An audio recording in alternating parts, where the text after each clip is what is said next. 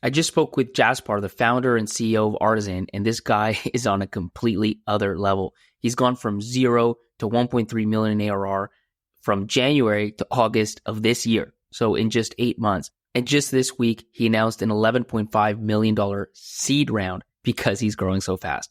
We went super deep and tactical on all of the things that he did to grow so fast. He talked about why he hired a chief of staff as his fifth hire, why he set up a house where everybody lives and works from, and why he does 50 to 100 interviews for every AE that he hires. If you're on that early path, scaling from 0 to 1 to 2 million in ARR, and want to figure out the sort of things that companies that are scaling super fast are doing, you have to check this episode out. Welcome to the Product Market Fit Show, brought to you by Mistral, a seed stage firm based in Canada. I'm Pablo. I'm a founder turned VC. My goal is to help early stage founders like you find product market fit. Well, Jasper, welcome to the show, man. For sure. Good to be here. I'm excited for this episode. Like, you're young, you're like 23 years old. I guess you're not a first-time founder, right? Like, you've had other startups before this? I mean, I had one startup when I was 18 that was a app for booking cleaners, errand runners that did not work out. Terrible unit economics, would never do that again. Then I had an agency doing go-to-market branding adjacent services. That went relatively well. But this is the first like proper venture-backed startup I've done. Got it. And so you're kind of like the first time ever that you're like facing the sort of challenges that you're facing now. And you started writing pretty openly and publicly about your road to a million ARR. You tell me like you went from 0 to 200K. It took you a few months, but then once you figured things out, from 200K to a million, it was like 3-4 months, right? Yeah, we made a switch from product-led to sales-led, and that just unlocked so much growth for us. Like when we were product-led, our app has a long time to value. So if you actually want to see results from using an AI BDR, you have to put time in the beginning. So we realized that sales-led made a lot more sense because then we can get people in longer contracts and actually they can see the value before churning. Like maybe just tell us a little bit about kind of what it is that you're building so we have a sense of what the product even is. Yeah, for sure. So we have two missions behind what we do. One is consolidation. So we try and replace legacy software tools with one better, easier to use platform. And the second is automation. So once we've consolidated software, we build these AI employees that we call artisans into the platform that automate different workflows for people. So we started with outbound sales. We have a fully consolidated outbound sales ecosystem. So with everything from B2B data to email warm-up and everything in between. And then we have Ava, our AI BDR that sits inside the platform and automates the full BDR workflow. So finding leads, writing personalized emails, sending LinkedIn messages, everything within that realm. And the goal, like you play from what to what, like from nothing to book demo call or what? Like what's your ultimate output? Yeah, right now it's like when the user comes onto the platform, they set up a campaign. From that point until the lead engages positively, that whole workflow is handled. They take over with Copilot once the lead has responded. So at that point, they are getting suggestions from Ava about what they could say instead of Ava doing it for them. Okay, and then you handhold them until kind of that first usually demo call or whatever, and then it's all on them. Exactly, yeah, for now. So you get them what, like MQLs, I guess? Is that like the end output? Yeah, well, they're typically sales qualified because we do some pre-qualification stuff. But yeah. Walk me through kind of how you have this idea, I'm going to call it high level, like AI agent BDRs, right? Like this kind of a thing. What's your first move from a go-to-market perspective? You know, you're building it, that's fine. But like in terms of actually getting customers to start trying it, like, first of all, give me some context on when is this and what it is that you're doing. Yeah, so we launched a wait list. I think it was last November or last December. And the first 1,000 signups that we got were from rage baiting posts on Reddit, where we were just like emphasizing that we didn't have any products and that we'd raised like a funding round. And then some people got really mad, and then other people were like, "Oh, this is an interesting idea," and then signed up to the wait list. So it was a somewhat unconventional way of getting early traction. Walk me through maybe more detail on that. Actually, I'm super curious. Were you already like a Reddit user, or did you just go in and it was a one post, many posts? We did a bunch of posts. So like I wrote them, and it was like we raised a 1.5 million pre-seed at a 50 million valuation with no products and no team. And then people would get really mad, but then I would add backlinks to the website, and then they would end up signing up, and we got a lot of users from that to begin with. So it's almost like the rage gave you more visibility, and then some people obviously read it, maybe weren't as pissed, and they just clicked the link. Exactly, yeah. And by the way, how did you do that, man? 1.5 million on 50? That's not trivial. I'm 15. So that was 15, okay. Yeah. That was last October. I had nothing, like a deck and a dream. cold LinkedIn messages, ironically, managed to generate some initial investor demand before we then got into YC like a couple months later. And even just on Reddit, like I guess my follow up on that is like, how do you keep, like I get the one post, but that's probably only going to get you so much. Like, what do you keep posting repeatedly on Reddit? Is it just the same thing over and over? Yeah, I like doubled down in it. I was like, we got 1,000 waitlist signups from creating this post. And I was like going down different angles. And we were publishing on the Y Combinator subreddit, our application video and everything like that when we were getting into YC. And that also did really well. So it was just like trying a bunch of different angles and seeing what worked. Was that, by the way, like on accident that you pissed people off, or was that on purpose? Kind of on purpose. I knew people wouldn't be happy. That alone got you to 1,000 waitlist customers? That did, yeah. That got us like all the way there to 1,000. Although that was a couple months before we even had a product, so a lot of them dropped off and didn't even end up trying the products. What do you do with that waitlist in the meantime? We didn't really do much. We sent like a few engagement emails like coming soon. But until we launched with our first product-led motion, we didn't really do much. So this is like November. When did you launch your product? We launched a beta in February, which was super cheap, like self-serve, free trial, didn't really work that well, and then switched to sales-led in May time. So let's drill down on that first one. Like I don't want to gloss over anything. So that first one, what was the beta? How did you roll it out to the wait list? Like just if you can expand on all that. Yeah, it was like a rudimentary version of Ava that didn't really work that well. And the rollout was just like we opened up a private link and we said, you've been granted access. We tried to make it feel like exclusive to them. And then we sent it out to the entire wait list and still waited to see what happened. What did happen? We got a couple of hundred signups, but most people, it was really difficult to onboard yourself. You basically talk to Ava on our app to onboard yourself, and back then it did not work well. Most people didn't make it through onboarding, but they signed up and they got into the funnel, they just fell off. Do you remember numbers high level, like 1,000 people get this email? How many sign up? How many on board? How many just, you know what I mean? Like it was more than 1,000 by that time they got the email because we'd done a bunch more activation stuff. It was like maybe a few thousand, and we ended up getting, I think it was like 300 or 400 signups. And then the drop off was really high because no one finished onboarding. What was onboarding? What were they supposed to do? They basically had to onboard Ava with a conversation, tell her about their company so that she can write better emails. They had to set up mailboxes and domains, which was the biggest pain point. And then they had to set their campaigns live. Gmail or create new. We recommended creating new inboxes so that you don't damage the sender reputation of your main domain. So that was like the biggest pain point. What was so hard about that? Seems easy. People just like people don't want to try anything that's going to take more than half an hour or requires any technical skill. Interesting. Okay. Even for getting leads, that's a little bit surprising. I guess you also had no qualification on the wait list, right? Like you could have been anyone. No, there was a bunch of Gmails. I was like, yeah. Okay. So you're seeing this. What do you do? We tried a bunch of different things. We thought mainly that the reason was because the product didn't work, which was a lot of the reason, but there was other problems as well. What about it didn't work, by the way? It just didn't work at all. Like it was an MVP, but it was like scrapped together. Like you could technically send emails, but the email quality was really bad.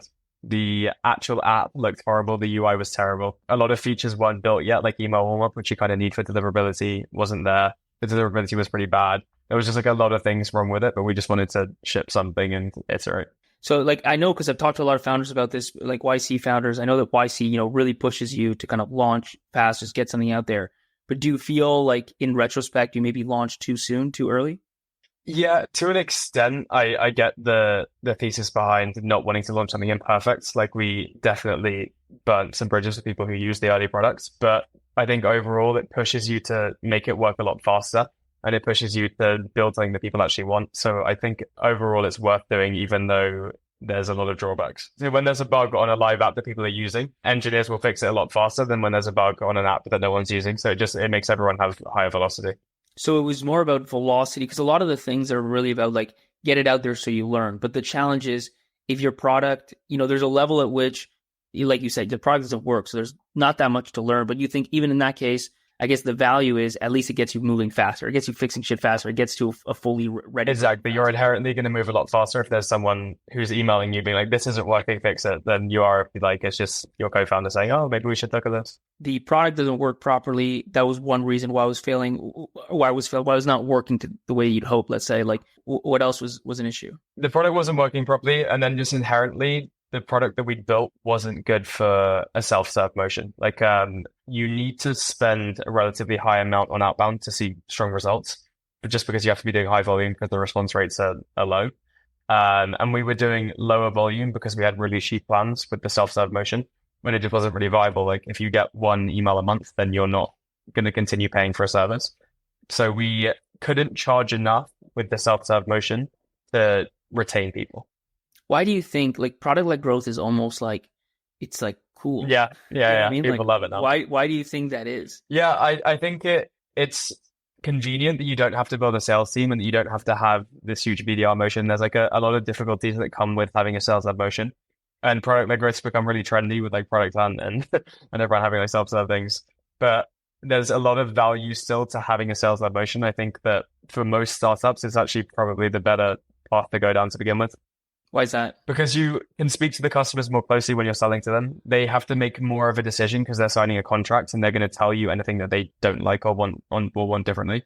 And they're a lot more invested because they're spending a sizable amount of money on using your product than they are if they just sign up off some random link. It also depends, like, who are you selling to? Are you selling to the BDR, or are you selling higher up to like the VP sales, CRO, or something like that? We sell higher up, so like the head of sales, founder, VP of sales, whoever it may be. Because are they replacing BDRs? Are they hiring fewer BDRs? Like, how do they think about it? With startups, it's usually they will use Artisan instead of hiring a BDR. So that's one path. With enterprise orgs, they might use it alongside hiring a BDR and then they'll reduce headcount. And then there's kind of a variation. You can either use it to augment or to replace BDRs essentially.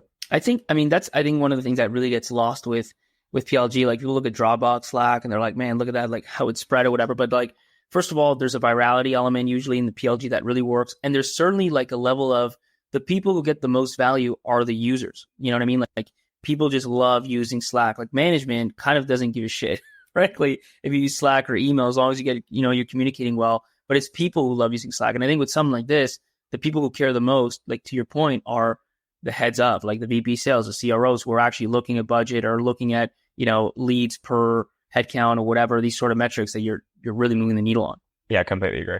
So you shift to that, like, walk me through that actually. Like, it's not a small shift. What do you do to kind of start kind of more of an outbound-led motion? Yeah, just like took the pricing off the pricing page, made it so people couldn't sign up, and changed it so that on the website they have to book in a sales call instead of being able to sign up immediately. And then obviously we didn't show any pricing before the call. It was initially me and Tina, my chief of staff, doing all of the sales calls. So we had back-to-back calls every day, which was hell. I don't know how A's do like it. How many per day? Like 20 a day of like new demos. It was horrible. So we did that. And then we just iterated on the pricing model. We increased the ACV. We increased the volume of outbound that we were doing with each plan, and just honed in on what would work, and then hired sales reps. Well, so we're getting to like the juicy bit, because this is when things start working. So I want you to get like as specific as possible. For you to have a full day, 20 demos, you need to have a crazy amount of leads. So what are you doing at the top of the funnel? This is something I see so many founders struggle with. The demo to close rate is actually pretty solid. You'd hope it's solid. Otherwise, you got some other things to fix, right? SQL to close, demo to close, but it's just like, I can't get enough leads. I can't get enough people in the funnel. You had almost too many. So what was going on? Yeah, we did really broad go-to-market. So I did a lot of go-to-market stuff in my previous startup. So I understood it relatively well. So we had really good SEO. Like if you search for AI SDR or AI BDR, we come up like first or second typically. How'd you do that? A lot of content, a lot of backlinks, both paid and not paid. We churn out like 3 or 4 blog posts a week, and some of them end up ranking really well. So that's a really good top of funnel. Give me something like really tactical there that somebody can just implement. I mean, everybody knows, anybody knows, like, hey, if you want SEO, you got to write blogs. Okay, cool. Like, and yet most people still don't rank at the top. Like, what are some of the key things that you're doing or that you see people like doing wrong when they try to implement this strategy that really makes a big difference? We just write really, really high quality content. Like we have like a full motion. We have someone who is a fractional head of content for us. Every single article is planned out using ClearScope, which is like an SEO planning tool. All of our keywords are very specifically chosen based on the difficulty for ranking. When we create an article, we build backlinks to that article with the keywords we want to target. So we just follow all of the best practices to try and rank with them. Walk me through just the backlink building. What do you do there? We work with a bunch of agencies, and then we like HubSpot's one of our investors, and they build backlinks for us as well. And we just work with a bunch of agencies. We speak to other companies and we do like backlink exchanges. It's like a bunch of things there. HubSpot does what exactly? Like they put your article on their domain somewhere? Yeah, they put our article on their blogs, which helps. So that gets you more and more domain authority, and then the quality of your blog hopefully takes care of the rest. Exactly, yeah. Okay, so that's one, like the blogging SEO strategy. That's one channel. What else? Cringy LinkedIn content. Still. Does really well. Yeah, still. We still get so much brand awareness and so many leads from LinkedIn content. Probably one of our biggest channels. Why don't we do the whole strategy there, man? Like, I feel like, you know what? I would say LinkedIn, Reddit are probably the two like most underutilized channels these days. So walk me through like very specifically, what are you doing on? Yeah, we generate like thousands of leads from LinkedIn. The posts that do best are usually about milestones. Like if we have a screenshot of our revenue close or something like that, and then can explain how we got there, that does well. That's on LinkedIn or Reddit? On LinkedIn, it's all about for us creating content that has some kind of a hook in the first line, and then trying to keep people engaged throughout the post, but then also trying to subtly mention what we do so that they end up drawing back to our sales form. I do a lot of LinkedIn, but I'm a VC. Like I just have a lot of time for this shit. And I mean, fundamentally, I know like you got to have a nice hook. If you make it personal, it's better. You know, if it's an interesting take on something, that's even better. You mix it all in, you have a viral post. My question to you, dude, is like, how do you set time aside to write? Because like the difference between an okay post and a 10, 20% better post is like 10 times more virality.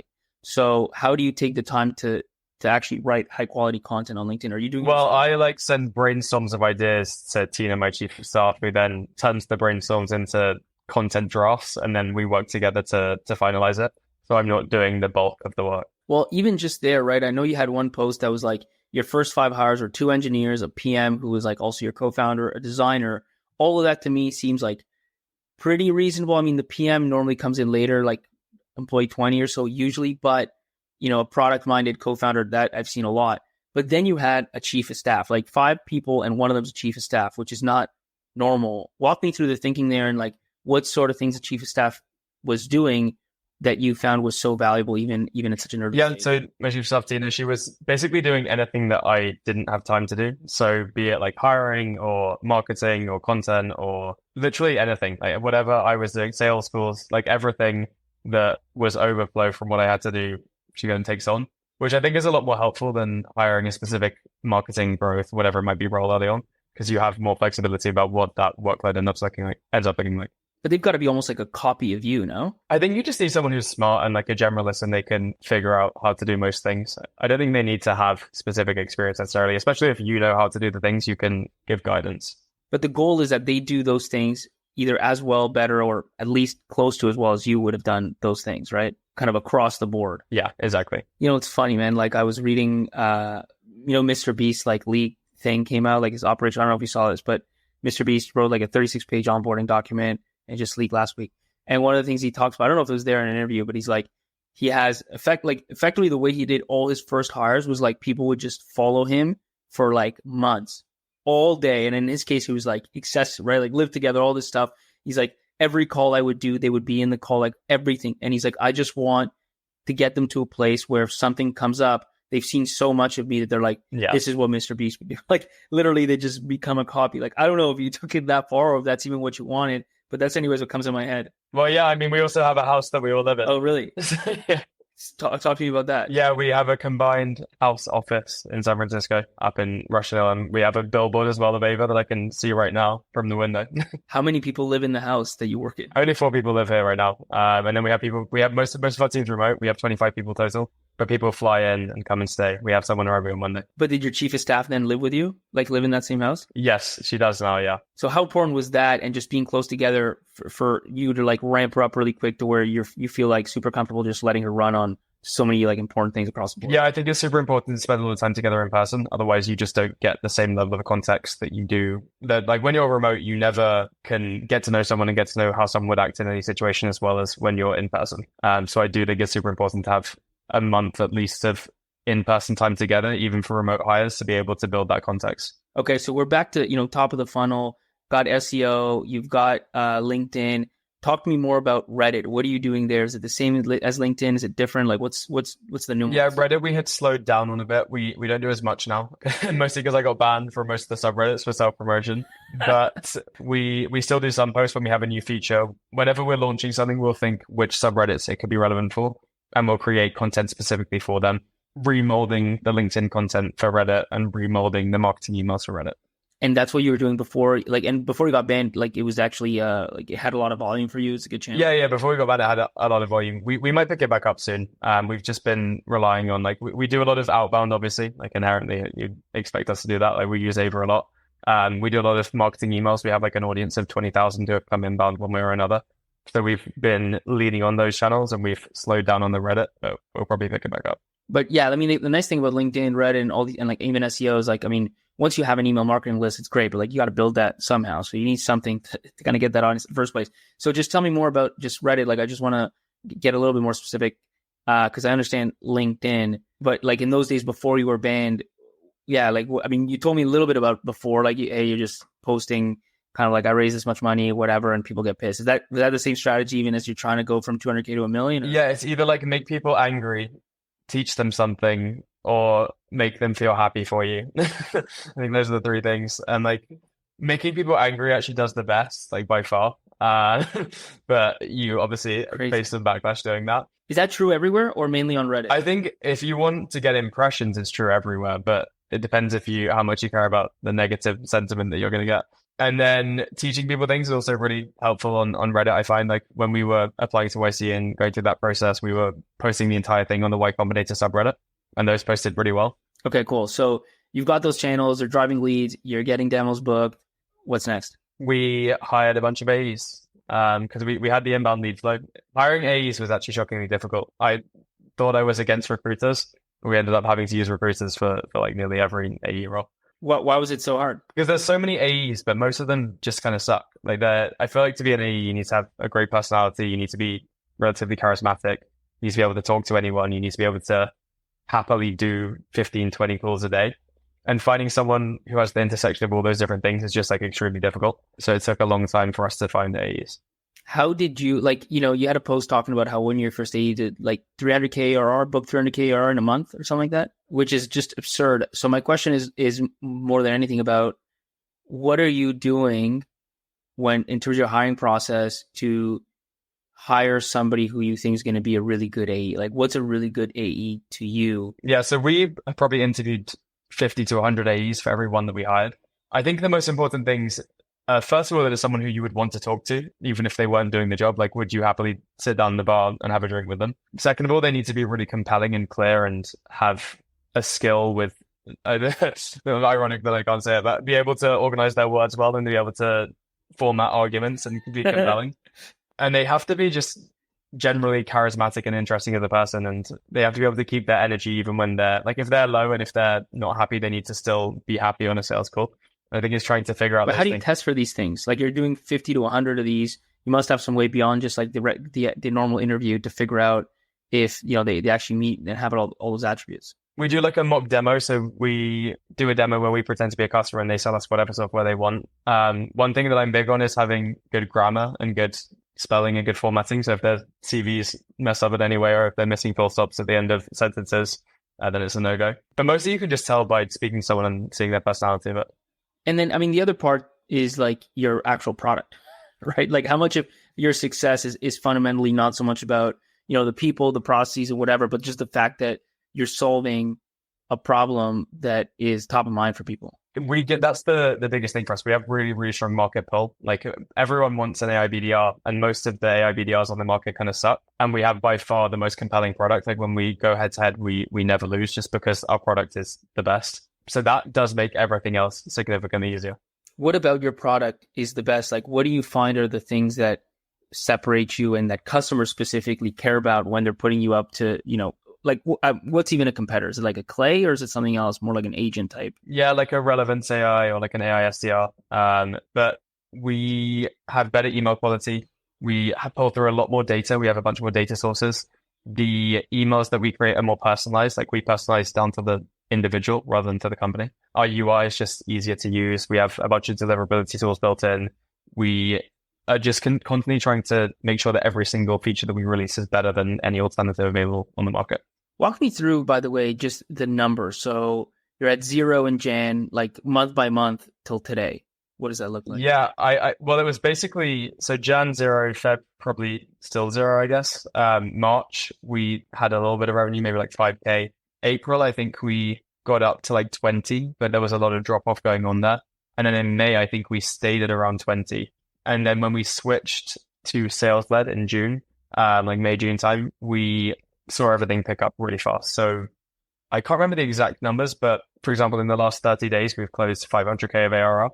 And then before that, the previous 30 days, it was probably around the 300 mark, and it's just been growing pretty exponentially. And you're at what now, like 1.2? Like 1.3. Nice. Oh, congrats, dude. That's freaking awesome. Thanks. And maybe the other question I have, so like, I'm just kind of walking through it, like, okay, you got your leads, you've got your AEs that you figured out kind of how to source, and you're doing, what I'll say is like, you're doing at least 10 times as much kind of interview to AE close than anybody else, like 50 to 100 interviews per AE. That alone, like, you're probably going to get, as long as you're actually getting a good pool of candidates, like if you're going through 50, if you're willing to go through 50 to 100 to hire one, then, it's probably a pretty solid kind of success rate. Yeah, exactly. And so you're hiring some great AEs. 0 to 1.2 ARR in like 4 months is stupid good. So my question is, what part of your funnel do you think you guys just totally excel at, relative to others? Yeah, like top of funnel, just getting leads. How much of that, by the way, is your own product? Probably about 40% now. We basically stopped using our product before because we had too much inbound. Yeah, that reminds. I mean, I remember this other company called Noibu. They do like e-commerce checkout errors, basically find like errors that prevent people from buying stuff, and they'll literally like their sales outbound was like, "Hey, like here's this error I found, and like our estimation is it costs you $1 million a year." It's like, okay, I gotta call these guys. That's strong outbound.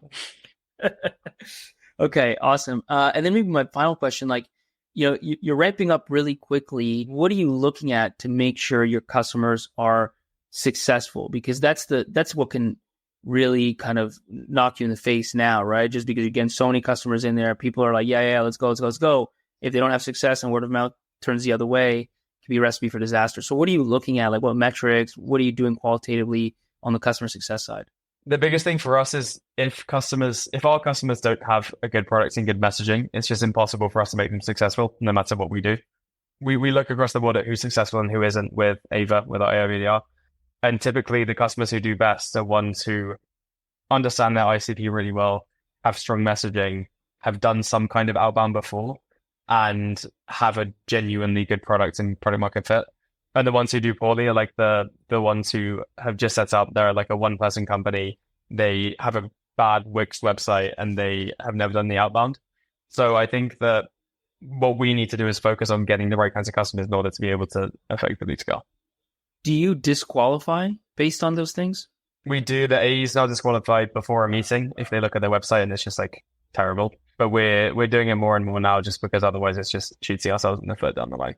Do you think you would, like in an AE call, I mean, you'll see the website, but maybe the website's good, but when you talk to them, you realize they've never done outbound, or you just realize something that's like, this person's not going to be successful, or you start to instruct them like, hey, let's just find a way to not even get these customers? Yeah, if there's anything that's like a big red flag, like if they're B2C, it's just a no-go. If they're looking to use it for like a weird use case, then it's just a no-go. There's still some customers who get onto the platform, and I'm like, I don't think they're going to be successful.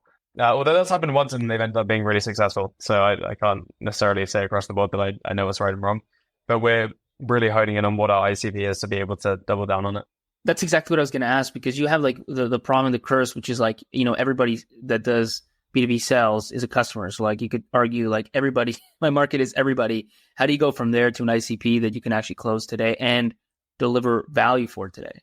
Yeah, for the most part, we're just trying to let as many people who we think could be a good fit as possible on. And then what we're going to do is just analyze the data and see who is genuinely the most successful and double down on that going forward. Do you like tweak your marketing message? Like if you find it's this vertical or this type of customer, you kind of start tweaking things to just like attract those? We haven't yet, but we've implemented full tracking across our full sales cycle. So we know where these come in from, where the deals come from, how we can attribute customer success to different channels. So we're working on it in the long run.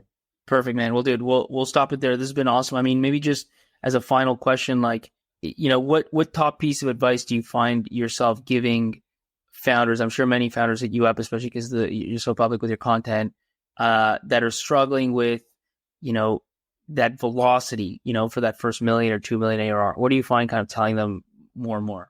Yeah, well, I think we were in a fortunate situation where the product that we're building inherently has a really strong market pull. So we're kind of lucky that as long as we make a lot of noise, people come and want to talk to us. I think it's more difficult if you're building a niche product or building something with a very specific ICP. Maybe do outbound if you're doing that. But I don't know if I have a good piece of advice for this because we have such a broad ICP. If you have a broad ICP, I would say do things that we did, like post on LinkedIn, post on Reddit, do SEO content, like build up some buzz. But with a niche ICP, I think it's very difficult. It's like you have to really find where the people that you're targeting exist. Like, is it a conference? Is it on one specific blog? Is there something you can sponsor? And then hone in on hitting those channels. But we're kind of fortunate that we can hit most channels and do well.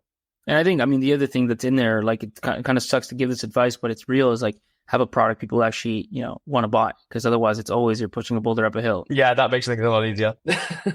Awesome, man. Well, dude, thanks for taking the time. For sure. Thank you for having me.